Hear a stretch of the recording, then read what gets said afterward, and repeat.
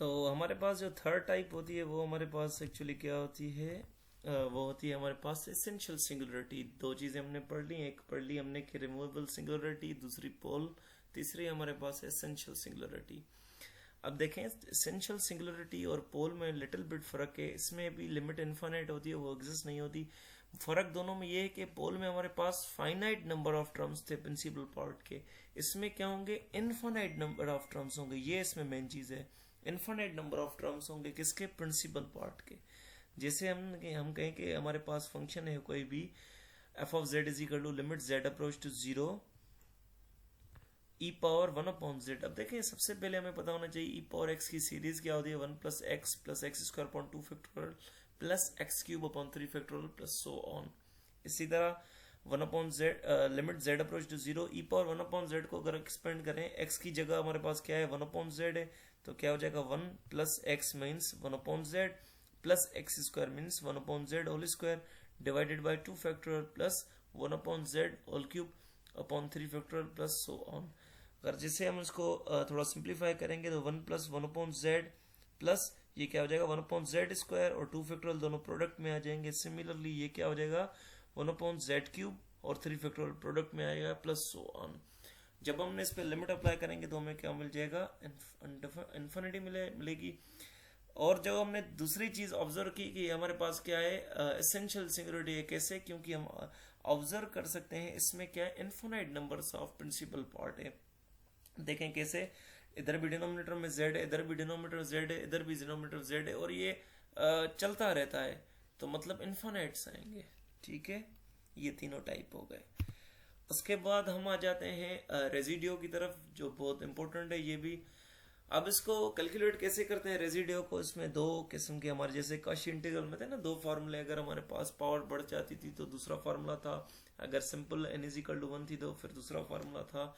Similarly इसमें भी ये हम कहते हैं हमारे पास f of z has a simple pole at z is equal to z naught, then residue of f of z comma z not is equal to limit z approach to z naught z minus z naught f of z। इसका simply मतलब ये है कि हमारे पास कोई भी function है, अगर वो सिंपल पोल है इसमें, तो वो पोल कौन सा होगा, z is equal to z nought. तो हम कहेंगे उसका जो फार्मूला होगा लिमिट उसमें अप्लाई करेंगे, वो जो पोल रखेंगे इसमें और f ऑफ z। इसी तरह दूसरा फार्मूला, अगर हमारे पास पोल अब सिंपल पोल नहीं है, मतलब ऑर्डर उसका वन नहीं है, दूसरा कोई ऑर्डर है, तो उसका फार्मूला क्या होता है, one upon N minus one factorial limit z approach to z naught D N minus one divided by D Z N minus one और into z minus z naught whole power N f of z। Question देख लें तो ज्यादा समझ में आ जाएगा। ये हम देख सकते हैं कि हम इसमें क्या फाइंड करना है, हमें रेजिड्यू। सबसे पहले हमें ये ऑब्जर्व करना होगा कि ये हमारे पास कौन सा है, फर्स्ट फार्मूले को फुलफिल कर रहा है सेकंड फार्मूले को, और हम देख सकते हैं ये हमारे पास क्या है, सिंपल पोल है, सिंपल पोल, और वो कौन सा पोल है, ये वाला है, z not is equal to zero. तो हम कौन सा यूज करेंगे, फर्स्ट वाला फार्मूला जो मैंने अभी लिखा हुआ है यहाँ पर, तो ये फार्मूला लगेगा स्मर। अब देखें जहां पर f ऑफ z है वहां पर cos z अपॉन z आ गया, और z नॉट हमारी क्या है, और पोल है हमारे पास, तो limit z approach to z naught की जगह जीरो आ जाएगा, z माइनस जीरो आ जाएगा, cos z अपॉन z हो जाएगा, z माइनस जीरो तो z के बराबर हो जाएगा ये हमारे पास, तो z दोनों कैंसिल आउट हो जाएंगे, और हमारे पास बाकी क्या बचेगा, इधर हमारे पास जो है ना z नहीं आएगा, z खत्म हो गया। ठीक है, तो हमारे पास क्या बचेगा, बाकी cos z बचेगा, और जब इसमें हमने cos z में लिमिट अप्लाई करेंगे cos जीरो, तो वो किसके बराबर हो जाएगा, वन के बराबर हो जाएगा। तो इसका हमें क्या मिला, रेजिड्यू मिल गया। इसी तरह दूसरे देख लेते हैं क्वेश्चन को। अगर हमारे पास ये कोई भी फंक्शन है sin z upon z power four, अब देखें ये कौन सा है, सिंपल पोल तो नहीं है, ये तो ऑर्डर इसकी बढ़ गई, ये क्या है, इसकी ऑर्डर फोर है, तो लिहाजा इसमें पोल कौन सा होगा, जीरो, और ऑर्डर फोर, मतलब n की वैल्यू क्या होगी, फोर होगी। तो हम इसमें कौन सा फार्मूला यूज करेंगे, सेकंड वाला फार्मूला, ये जो लिखा हुआ है, तो ये फार्मूला हम यूज करेंगे, और इसके बराबर अब के पहले n हमें पता चल गया, और z नॉट की भी वैल्यू इसमें पता चल रही है।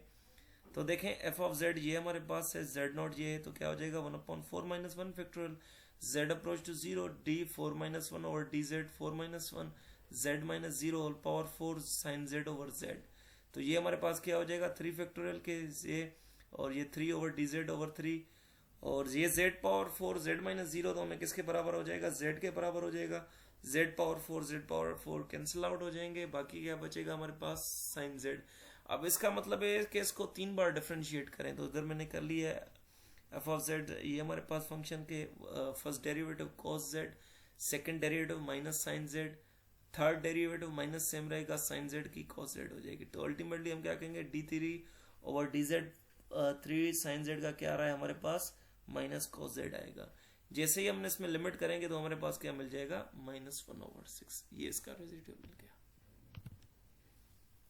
इसी तरह हमारे पास है काशी रेजिड्यू थ्योरम।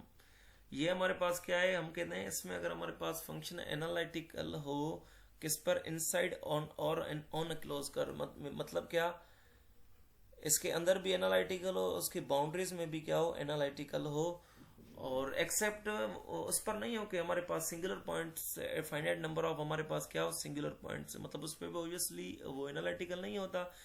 तो हम कहते हैं इसका फार्मूला जो होता है close control F of Z is equal to 2 pi iota, और इसके बाद आ जाए सम ऑफ रेजिड्यू, मतलब ये जो हमने रेजिड्यू फाइंड किए हैं उस हिसाब से। जैसे हम इस एग्जांपल को देख लेते हैं, ये हमारे पास क्या है, E power Z upon Z plus 2 और जेड माइनस 1 डी जेड। इधर हमारे पास जो फंक्शन है ये इसको, ये सारा हमारे पास क्या है, एक्चुअली ये फंक्शन है सारा। तो और इसमें जो कंडीशन गिवन होगी वो हमेशा कंडीशन गिवन होगी कि सिंगुलर पॉइंट हमेशा वो कह रहा है कि अंदर ही उसके लाए करेगा। तो सिंगुलर कंडीशन जो हमारे पास क्या है, mod Z minus 1 is equal to 1, ये मतलब किसी सर्कुलर को रीजन को शो कर रहा है क्लोज में। अब देख लेते हैं इसका ग्राफ, z माइनस 1 मतलब z की जगह x प्लस आयोटा y और -1 इज इक्वल टू 1। तो रियल वाले आपस में कर लेंगे, इमेजिनरी एक साइड पे लिखेंगे, और मॉड हमें पता है किसके बराबर होता है, x square plus Y square is equal to 1। तो इसका मतलब हमारे पास क्या है, सेंटर इसका क्या आया, 1 आया, और जो इसका इधर क्या 1,0 आया। तो हम कहेंगे ये हमारे पास सेंटर है, और ये हमेशा किसको शो करता है, रेडियस को शो करता है। तो इसका हमने सर्कल बना लिया, किस पे बनाएंगे सर्कल, जिस पर सेंटर हमारे पास क्या है 1,0 हो, इधर ओरिजिन पॉइंट होती है 0,0, इधर 1,0। तो हमने देखा कि इधर भी हमारे पास रेडियस इसका क्या होगा, 1 रहेगा, वो सेम। अब देख लेते हैं ये जो हमारे पास फंक्शन है इसमें हमारे पास क्या है, 2 सिंगुलर पॉइंट्स हैं, एक हमारे पास -2 है, दूसरा 1 है। और हम ये ऑब्जर्व कर सकते हैं ये इस सर्किल के कौन सी बार लाई कर रही है, z-2 इस सर्किल के आउटसाइड लाई कर रहा है, तो हम कहते हैं वो इनसाइड लाई करे, उसी को ही लेंगे। और z इज इक्वल टू 1 जो हमारे पास है, z0 इज इक्वल टू 1 हमारे पास क्या है, ये इनसाइड लाई कर रहा है। तो हमने यही चीज लिखी कि आउटसाइड लाई कर रहा है और ये इनसाइड। उसके बाद अगर ये इनसाइड लाई कर रहा है तो ये हमारे पास पहले इसका क्या फाइंड करें, रेजिड्यू, क्योंकि ये अकॉर्डिंग टू फार्मूला इसका हमें पहले क्या फाइंड करना होगा, रेजिड्यू। तो इसका रेजिड्यू आपको मैंने सिखाया है, इस तरह से फाइंड करते हैं, क्योंकि सिंपल पोल है, ऑर्डर किसका 1 का है, एफ ऑफ जेड इधर रख ली और इधर हमारे पास 1 आ जाएगा। तो उसका फार्मूला आपको पता है, z माइनस जेड नॉट मतलब 1, z माइनस 1, और function E power Z upon Z plus 2 z minus 1, z minus Z cancel हो जाएंगे, बाकी क्या बचेगा, E power Z upon Z plus 2। जब इस पे z की जगह 1 रखेंगे तो क्या हो जाएगा, ई पावर 1 अपॉन 1 प्लस 2 मतलब ई पावर 3, मतलब रेजिड्यू हमें मिल गया। उसके बाद हम क्या करेंगे, हमें पता है कि ये किसके बराबर होता है, 2 pi iota sum of residue. 2 पाई हमारे पास ये सेम रखेंगे और ये हमारे पास ई अपॉन 3 आ जाएगा। तो ये इसका आंसर होगा। अब देखें अगर इधर कोई लेट सपोज z प्लस 2 नहीं होती, लेट सपोज होता z, तो वो भी हमारे पास क्या होता, अंदर लाई करता। तो फिर हम क्या करते, उसका भी रेजिड्यू फाइंड करते। फिर क्या करते, उसके रेजिड्यू को और ये रेजिड्यू और वो रेजिड्यू दोनों को सम कर 2 पाई आयोटा के साथ मल्टीप्लाई कर लेते। तो ये हमारे पास कॉम्प्लेक्स एनालिसिस यहाँ तक एंड हुई।